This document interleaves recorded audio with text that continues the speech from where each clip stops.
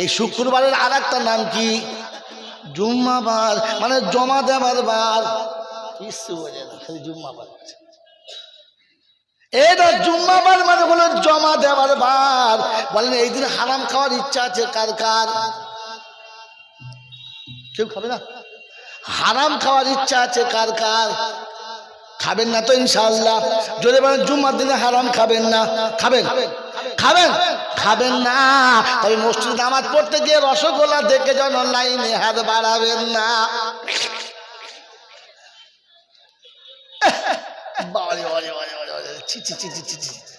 বাতাসা দিচ্ছে, এক মুঠো বাঁ হাতে নিয়েছে, এক মুঠো ডান হাতে নিয়েছে।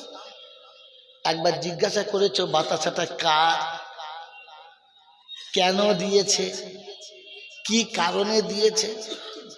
জিজ্ঞাসা করেছো? হ্যাঁ, ও বেচারা মানত করেছে, একটা সাদকা দিয়েছে, আল্লাহ আমার ছেলের বালা মুসিবত যায় না, ঘরে খুব আগা বিগে যাচ্ছে, আল্লাহ জুম্মার দিনে মুসল্লিদের একটু মিষ্টি মুখ করাবো আল্লাহ বলে একটা সাদকা দিয়েছে। সাদকা রসগোল্লা 200 পিস, গরম রসগোল্লা গামলায় এনে পাশে রেখে চলে গেছে। যে দিয়ে গেছে সে নামাজ পড়ে নাই, মিষ্টিটা নামিয়ে দিয়ে চলে গেছে। কথা বোঝেন না? বোঝেন নাই? এ জুমার নামাজের খুতবা হয়ে গেছে, নামাজ পড়ে সালাম ফিরিয়েছে, ফাঁকে ভাব হয়ে থাকে, ভাব উঠছে, ভাব উঠছে, চিন্তা করছে চলে গেলে তো পাবো না, এই পাশেই পড়ি। আল্লাহু আকবার, আলহামদুলিল্লাহ। খালি চিন্তা করছে গামলা চলে গেলেই সর্বনাশ। কথা বোঝেন না? কোন রকম করে 2 রাকাত সুন্নত পড়ি লাইন দাঁড়িয়েছে, দুটো খেয়েছে, দেখছে টাটকা গরম রসগোল্লা, ওই তো চাচি লেগে দুটো দে, বুড়ো মানুষ বাড়ি বসে আছে, দে বাবা দে। ও বলে হারাম কর খা, তুই খেয়েছি তোর বড় খাওয়া।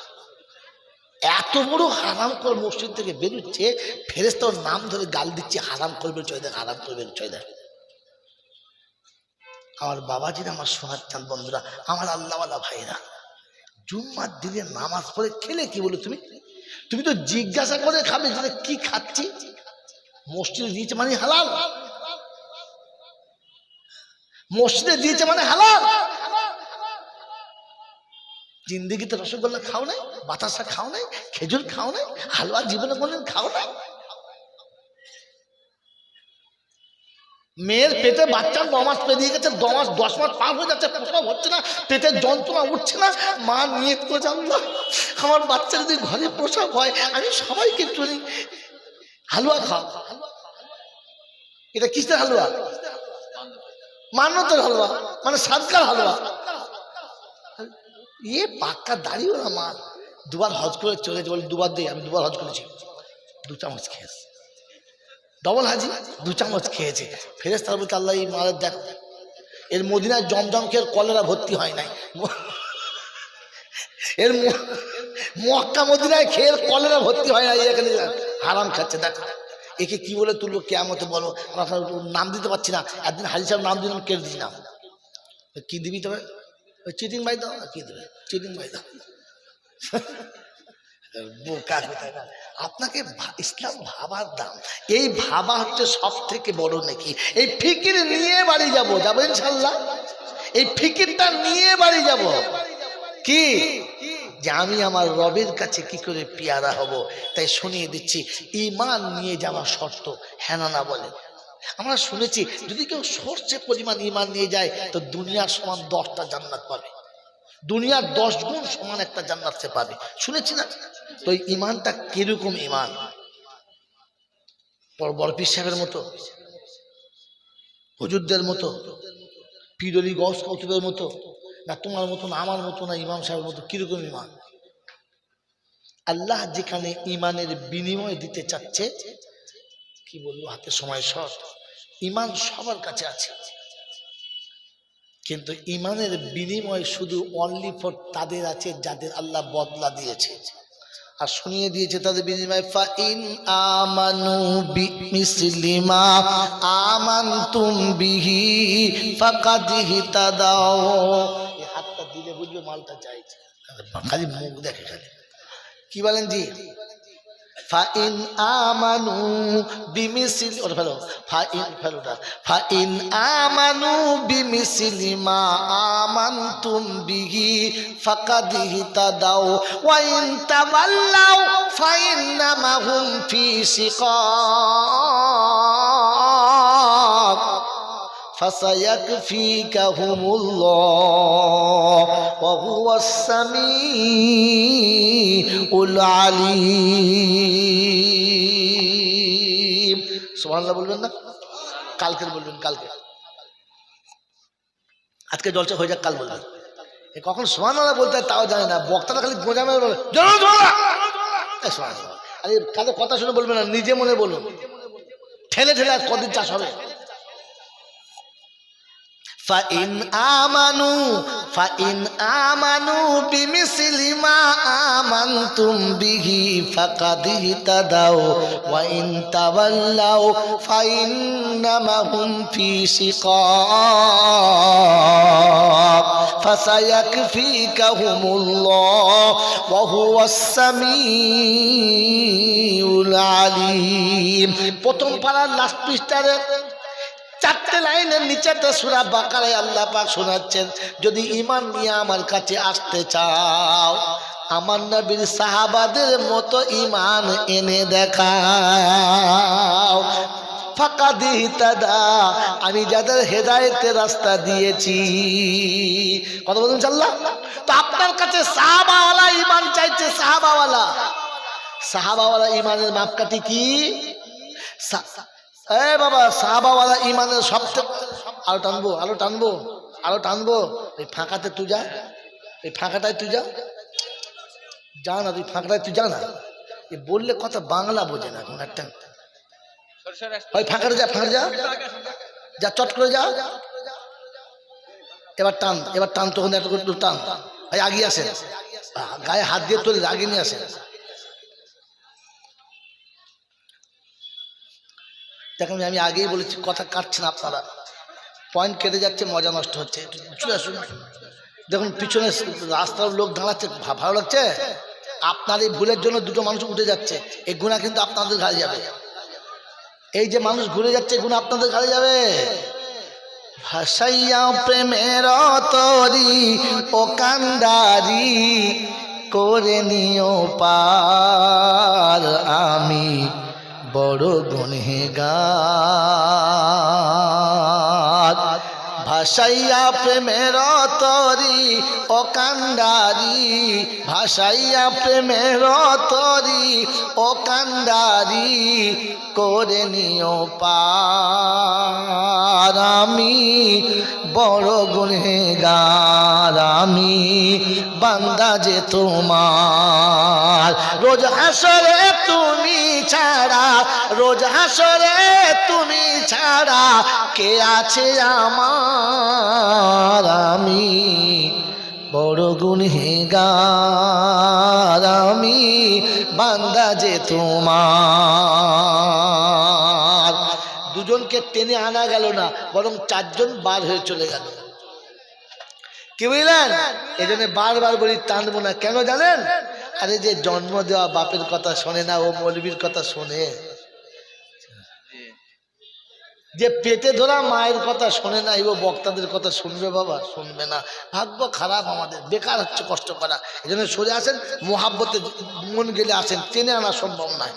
এই বাবা, পাল্লি ফাঁকাটা ভর্তি করতে একটু কোলে করে তুলে আগিয়ে দে। ওরা বসতে পারে, কোলে করে তুলে আগিয়ে দে। বাবাজি আমার আল্লাহওয়ালা ভাইরা, জ্ঞানীজনরা, সুধী মানুষরা, এই জন্য আল্লাহ পাক সাথে ঈমান নিয়ে আসার জন্য। ওই ঈমান কিরকম? সাহাবাওয়ালা ঈমান। সাহাবাওয়ালা ঈমান কিরকম? সাহাবাদের একটাই টার্গেট ছিল। কটা? একটা। কটা বলেন? একটা। যে সব যাবে, তবু আল্লাহ যেন আমার ঈমান না যায়। মনে থাকবে ইনশাআল্লাহ? তো দুটো নমুনা বলবার, বিদায় হয়ে পালাবো। একটা নমুনা শুনিয়ে নেন। আমি আপনাকে বলেছি যে আপনার কাছে দাম বেশি কার, দুনিয়ার না আখিরাতের? যদি বলেন আখিরাতের দাম যদি বেশি হতো, তাহলে জুমার নামাজের টাইমের আগে মসজিদে চলে যেত। জুমার দিনে দাড়ি মোছ গোঁপটাকে সুন্দর করে বানাতো, টুপিটা পরিষ্কার করে নিত, একটা বড় জামা পরতো। এটা সাহাবাওয়ালা ঈমান। যদি বলেন নমুনা, তো মাই চ্যালেঞ্জ, বিনা নমুনা ছাড়া আমি কখনো গল্প শোনাই না। আল্লাহর নবীর সাহাবী, আল্লাহর নবীর সাহাবী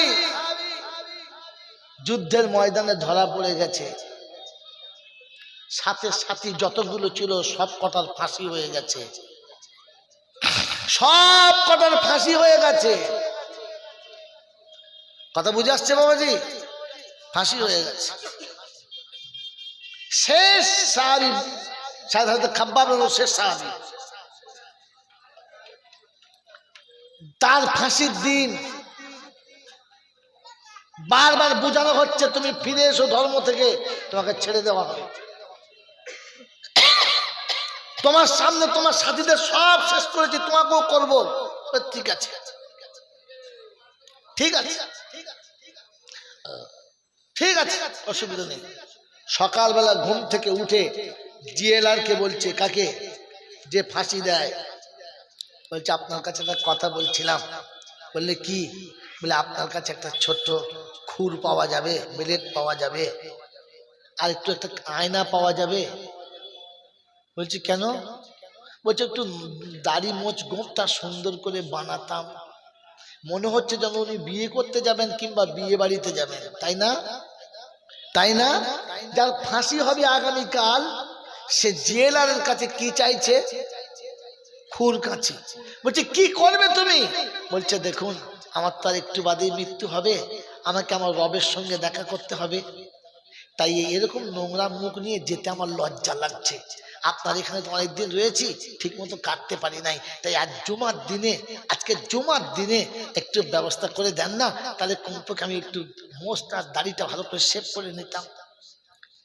ফাঁসির মঞ্চের আসামি জেলখানার ভিতরে জুমার দিন নিজেকে পরিষ্কার করছে, তার রবের সঙ্গে দেখা করতে যেতে হবে। এ সাহাবাওয়ালা ঈমান। আর আপনার আমার দাড়ি মোচ কবে কাটবে? যেদিন শ্বশুর বাড়ি যাবে, শালির সঙ্গে দেখা করতে হবে, করতে হবে। ও সেদিন এমন চেঁচে যাবে, জিভ দিয়ে ঘষলে বলে যাবে না মাল দাড়ি উঠেছে না উঠে। তার মানে এদিকেও টেনে যাবা, গাছ কেটেছে, গোড়া শুধু তুলে দিল। বাবাজিরা, সোনারা, লালেরা, জ্ঞানীজনরা, সদি মানুষেরা, নবীর সাহাবী জুম্মার দিনে সকালবেলা সাজছে। খুব ভালো করে শুনুন, ঈমান কার নাম, কোন ঈমান নিয়ে যেতে বলেছে। ও আপন মনে দাড়ি চাচ্ছে, আপন মনে দাড়ি চাচ্ছে। ওই জেলারের একমাত্র সন্তান, ছোট্ট ছেলে, ছুটে গিয়ে পাশে বসে দেখছে, বাহ বেশ তো সুন্দর খুদ চালাচ্ছে, দারুণ লাগছে দেখতে। ধুলোতে বসেছে, নবীর সাহাবী মাসুম বাচ্চা ধুলোতে বসবে, তাই তুলে কোলের ভেতরে বসিয়ে নিয়েছে, আর বলছে বাবু এখানে বসে বসে দেখো। কোলের ভেতরে বাচ্চা বসিয়ে নিয়ে চুল কাটছে। আর জেলারের বউ কোথায় ছিল হুট করে দেখতে পেয়ে চিৎকার মেরে উঠে বেহুশ হয়ে গেছে। জেলার ছুটে চলে এসছে, কি হলো, কি হলো, কি হলো? বেহুশ হয়ে পড়ে গেছে, কি হলো? মুখে পানি টানি দিয়ে জ্ঞান ফিরিয়েছে। কি হলো? বলছে কি হবে? আবার বেহুশ। কি বলতে চাচ্ছে বুঝতে পারছি না, ফের জ্ঞান ফিরে, কি হলো? ঠান্ডা হোক, কি হচ্ছে বলো? বলছে আমি বলবো কি, তাকিয়ে দেখো কি হচ্ছে। বলে কি? তোমার একমাত্র সন্তান তার কোলের ভেতরে বসে আছে, যার একটু পরে তুমি ফাঁসি দেবে, তার হাতে ছুরি আর তার বাহুর তোমার ছেলে যদি একবার চালিয়ে দেয় তো কি হবে? জেলা থত থত থত কাঁপতে, তাই তো ও তো এমনিতেই বলবে আমার বাচ্চাটা মেরে দেবে। আল্লাহর নবীর সাহাবী আওয়াজ বুঝতে পেরে, আর্তনাদ বুঝতে পেরে কাছে কোলে করে বাচ্চাটা নিয়ে গিয়ে বললেন, বোন কেন কাঁদছো? আমার বাচ্চাটা দিয়ে দাও, আমার বাচ্চাটাকে মেরো না। তো বলছে, বোন আমার রাসূল আমাদেরকে শিখিয়েছে, দুশ্মনী আপনার স্বামীর সঙ্গে আমার আছে, ভুল করে কখনো যেন আমি আমার বাচ্চার উপরে আঘাত না করি। আমি দুশ্মনের বাচ্চার গায়ে যেন চুলে আঁচড় না লাগাই। আমি যেন দুশ্মনের বিবির উপরে কোনো রকমের আঘাত না করি। এ হলো ঈমানওয়ালার নমুনা। এটা ঈমানওয়ালার, জোরে বলেন আমাদের নমুনা কি? তোর সঙ্গে পারি নাই, সারা ফিশারিতে বিষ দিয়ে সব মাছ দেবো। আপনারা করেন না, অন্য জায়গায় লক্ষ্য। কি বলেন জি? আপনার পুকুরি মেরেছে, ঠিক করেছে, আসল জায়গায় মরেছে। কি আসল পীরের নমুনা বলবো বলবো বলবো? মৌলবীদের ঘরে জীবনে মিলাদ হয় না, আর ডাক্তারদের বউরা কৌশিজার করে না। সব সারা ডাক্তারের বউ ঠিক আছে, আর তোমার বউয়ের চেলা করে মাল দুটুকরো করে দিয়েছে। মৌলবীদের বাড়ি মিলাদ হবে না, আর ডাক্তারের বউ সিজার হবে না, আর পীরের বউ পীরের হাতে কোনোদিন মুরিদ আর মাল চেনে। যে পীরের হাতে তার বউ মুরিদ হয়েছে জানবে তা হাক্কানি পীর। কথা বুঝেছে? এটা বাড়িতে নিয়ে যাবেন। আমি চলে গেলে জলসা ভুলে যাবে, কিন্তু এই কথাটা কেউ ভুলবে না ইনশাআল্লাহ।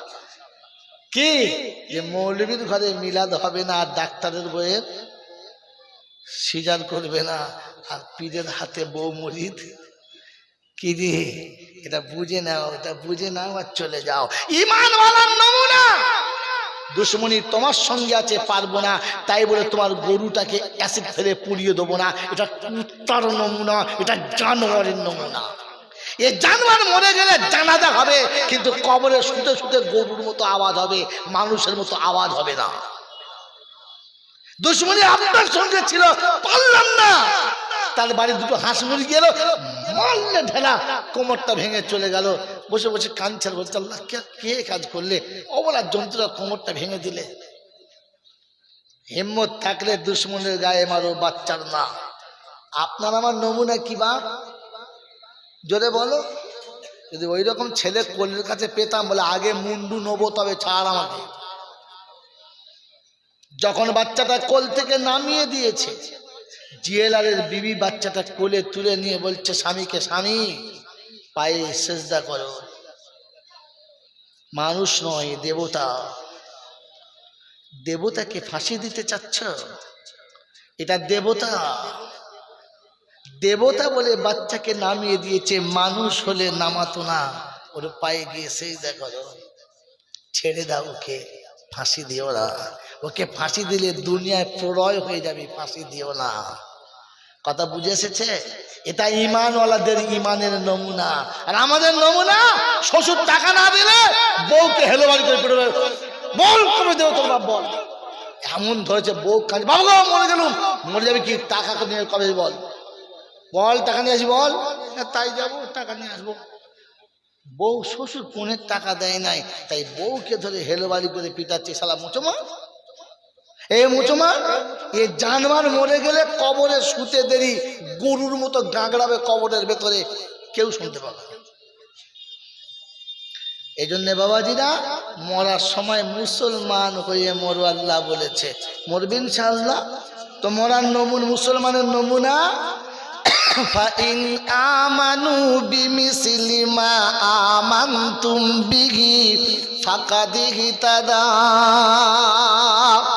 ঈমান আনতে চাও, ওই রকম ঈমান আনো যাদের ঈমানে আমি হেদায়েতের ফয়সালা দিয়েছি। নবী সাহাবীদের কাছে নমুনা, সব দিতে পারি নবী, জান্নাত হাতছাড়া করব, জান্নাত হাতছাড়া করব। জোরে বলেন না। আমার বাপজিরা, আমার শোনাচ্ছেন বন্ধুরা, আমার সোনামণি মায়েরা, বোনেরা, আমার জ্ঞানীজনরা, বুদ্ধিজীবীরা, সাহাবী নামাজে দাঁড়িয়ে গেছে, সাহাবী নামাজে দাঁড়িয়ে গেছে, চাষের খেতে বসে আছে, জমির আলের উপরে নামাজে দাঁড়িয়ে গেছে। আর কোরআন বলছে, ইয়া ইবাদি আল্লাযীনা আমানু, ইয়া ইবাদি আল্লাযীনা আমানু ইন্না আরদি ওয়াসিয়াতুন ফাইয়া ফাবুদুন কুল্লু নাফসিন যায়িকাতুল মউত।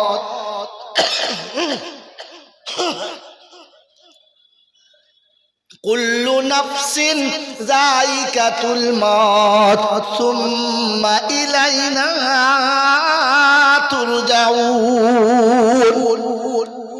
কোরআন শরীফের পারা নাম্বার 21, সূরার নাম সূরা আনকাবুত, আয়াত নাম্বার 52, 52 থেকে 58 এই আয়াতের ভিতরে আছে। আল্লাহ পাক শুনিয়ে দিয়েছে, ইয়া ইবাদি আল্লাযীনা আমানু, ও আমার বান্দারা আমাকে বিশ্বাস করো, তোমরা শোনো, ইন্না আরদি ওয়াসিয়াতুন ফাইয়া ফাবুদুন, জমিন অনেকটা বড়,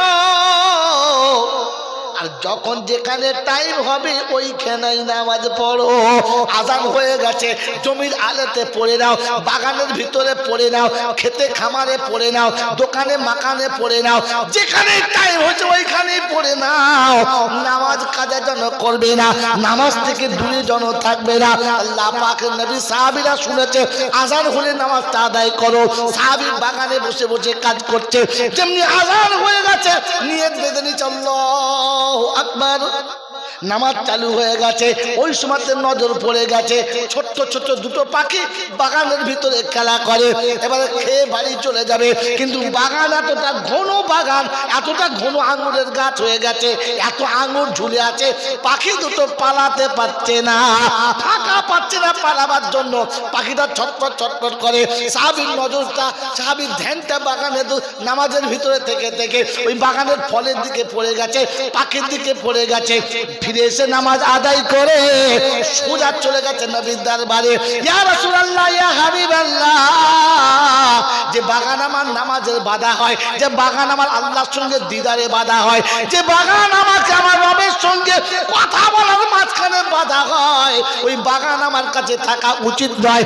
আজ থেকে বাগানটা আমি ইসলামের গনিমতের মালে সাদকা করে দিলাম। সাহাবাদের এটা ঈমান ছিল, কারণ এই সাহাবা জানতেন বাগান থাকলেও আমার আল্লাহ খাওয়াবে, বাগান না থাকলেও আমার আল্লাহ, যদি বলেন খাওয়াবে, খাওয়াবার মালিককে আল্লাহ, এটা বিশ্বাস করতো সাহাবারা। আমার আল্লাহওয়ালা ভাইরা, জ্ঞানীজনরা, সুধী মানুষেরা, আমার সোনামণি মায়েরা বোনেরা, এজন্য সব ছেড়ে দিয়েছে, কিন্তু আল্লাহর উপরে ঈমান তারা কখনো ছাড়ে না। আমার বন্ধুরা, আমার আল্লাহওয়ালা ভাইরা, আমার জ্ঞানীজনরা, বুদ্ধিজীবীরা, আমার সোনামণি মায়েরা বোনেরা, ওই সাহাবারা ঈমান আমরা পেতে চাই ইনশাআল্লাহ, পেতে চাই ইনশাআল্লাহ। কোরআন বলছে এখনো সুযোগ বাকি আছে, একটা সুযোগ বাকি আছে। আমার নবীর যারা সাহাবী ছিল তাদের নামটা আমি কোরআনে বলে দিয়েছি, আমি তাদের উপরে রাজি হয়ে গেছি, কোরআনে সাক্ষী দিয়েছি, আর বলেছি রাদিয়াল্লাহু আনহুম ওয়া রাদু আন ওয়া আ'আদ্দা লাহুম জান্নাতিন তাজরি তাহতাহাল আনহার। তারা আমার উপরে রাজি, আমি তাদের উপরে রাজি, তাদের জন্য জান্নাতের তলদেশে ঠান্ডা পানির ঝর্ণা রেখেছি। বললে আল্লাহ ওরা নবী পেয়েছে, সাহাবী হয়েছে, ওরা তোমাকে রাজি করেছে, আমরা ওরকম করতে পারি কিনা? আল্লাহ পাক বলছে, হাবিব, কিয়ামত পর্যন্ত তোর উম্মত যদি চেষ্টা করে নামের পাশে রাদিয়াল্লাহু আনহু লেখা হবে না, তবে সাহাবীদের সঙ্গে জান্নাতে যাবে, সাহাবীদের ছেড়ে জান্নাতে যাবে না। এ বাচ্চারা, সোনার লালীরা, জ্ঞানীজনরা, সুধী মানুষেরা, আমার যশোর পাড়ার যুবকেরা, এলাকার সোনার চাল মা ও বোনেরা, বলেন আমি আপনি ওই সাহাবীদের সঙ্গে জান্নাতে শরীক হতে আশা রাখি, আশা রাখি ইনশাআল্লাহ, এই আশা রাখি ইনশাআল্লাহ। আমার বাবাজিরা, আমার শোনাচ্ছেন বন্ধুরা, আমার সোনামণি মায়েরা বোনেরা, সাবিকুনাল আউয়ালুনা মিনাল মুহাজিরিনা ওয়াল আনসার ওয়াল্লাযীনা তাবাউহুম বিইহসান। কিয়ামতের ময়দান পর্যন্ত এই ওয়াদা রইল কোরআন তোমাদের কাছে, যারা সর্বপ্রথম সাক্ষী দেবে, যারা এসে দূর থেকে এসে যারা সাহায্যের হাতটা বাড়াবে, যারা গ্রামে বসে থেকে সাহায্যের হাতটা বাড়াবে, আমি আল্লাহ আমার নবী যখন প্রথম ডাক দেবে, কোরআনের ডাক যখন প্রথম যাবে, বাইরে দেবে ভেতরে দেবে, ওরা যখন জানের বাজে লাগাবে, আমি আল্লাহ ওদের উপরে রাজি, ওরাও আমার উপরে রাজি। আজ অপশন ছাড়া আছে। আমি আল্লাহ যখন ডাকবো, আমার রাসূল যখন তোমাকে ডাকবে, তখন তুমি বলো এক কথায় সাড়া দেবে ইনশাআল্লাহ, দেবে ইনশাআল্লাহ। আল্লাহ নবী মদিনার মসজিদে বসে বসে শুধু খালি ঘোষণা করে দিয়েছে যুদ্ধের সামানের প্রয়োজন পড়ে গেছে, যুদ্ধের জন্য কিছু সামানের দরকার, কে কি আনবে নিয়ে চলে এসো। হযরত ওমর ফারুক বলে আজ আবু বকরকে হারাবো, আবু বকরকে আজ জিততে দেবো না, আবু বকরকে জিততে দেবো না। উসমান বলে আমি হারাবো আজকে আবু বকরকে, আমি আবু বকরকে কোনোদিন জিততে দেবো না, কোনোদিন জিততে পাইলে আজকে জিততে দেবো না। উসমানের গাড়ি চলে গেলেন, বাড়িতে যত মাল ছিল মালের তিনটে ভাগ করলো, তিনটে ভাগ করে একটা দুটো ভাগ বাড়িতে রেখেছে, এক ভাগ মাল উটের পিঠে চাপিয়ে লাইন দিয়ে আল্লাহ নবীর দরবারে লাইনে উঠ দাঁড়িয়ে আছে। মালগুলো কার? সব উসমানের। নামাও মালগুলো, মালের পাহাড় হয়েছে। পরে দেখে আরো একটা বড় লাইন দাঁড়িয়ে আছে, এই মালগুলো কার? হয়তো ওমর ফারুকের জন্য বলে তা ওমর ফারুক আমার, বলে ওমর ফারুক তোমার, বললে হ্যাঁ। উসমান কত এনেছো? আল্লাহর হাবিব এক ভাগ বাড়ির জন্য, এক ভাগ গনিমতের মালের জন্য, এক ভাগ আপনার জন্য, তিন ভাগের এক ভাগ নিয়ে এসেছি। ওমর ফারুক তুমি কত এনেছো? আল্লাহর হাবিব ঘরে গিয়ে যত মাল ছিল সব মাল কোটা সমান করে ভাগ করেছি, অর্ধেক বিবি বাচ্চার জন্য রেখেছি আর অর্ধেক আপনার দরবারে এনে দিয়েছি। মাল এসে গেছে আব্দুর রহমান ইবনে আওফের, এসে গেছে হোজাইফার, এসে গেছে হারিসের, এসে গেছে সমস্ত সাহাবীদের, সব মাল এসে গেছে। আল্লাহর নবী বলে আইনা আবু বকর, আমার আবু বকর কোথায় দেখতে পাচ্ছি না, কোথায় আবু বকর? ওই পিরানের পাড়ে চুপ করে বসে আছে। দাঁড়িয়ে উঠে বলেন লাব্বাইক ইয়া রাসূলুল্লাহ, গোলাম এখানে হাজির আছে। বলো আবু বকর তুমি এনেছো? বললে কতটা? বলে এই যে যা চলে এনেছি। বলে আবু বকর উসমান তিন ভাগের এক ভাগ এনেছে, ওমর দু ভাগের এক ভাগ এনেছে, তুমি কত এনেছো? উসমান বাড়ির জন্য দু ভাগ রেখেছে, ওমর বাড়ির জন্য এক ভাগ রেখেছে, তুমি কি রেখে এসেছো? আল্লাহর হাবিব আপনি যখন ডাক দিয়েছেন আমি ছুটে বাড়িতে চলে গেছি, আমার যত রকমের মালের জায়গা ছিল সব মালগুলো ঢেলেছি, সব মালগুলো থেকে জামা কাপড় পর্যন্ত খুলে নিয়েছি, ঘরটা ঝাড় দিয়ে ঝাঁটাটাও পর্যন্ত বেঁধেছি, আর নিজের চট পরে এসে আপনার দরবারে ওই সব মালটা জমা দিয়ে দিয়েছি। আল্লাহ নবী বলে আবু বকর বাড়ির জন্য কি রেখে এসেছো? আল্লাহর হাবিব বাড়ির জন্য আল্লাহ আর তার রাসূলকেই রেখে চলে এসেছি।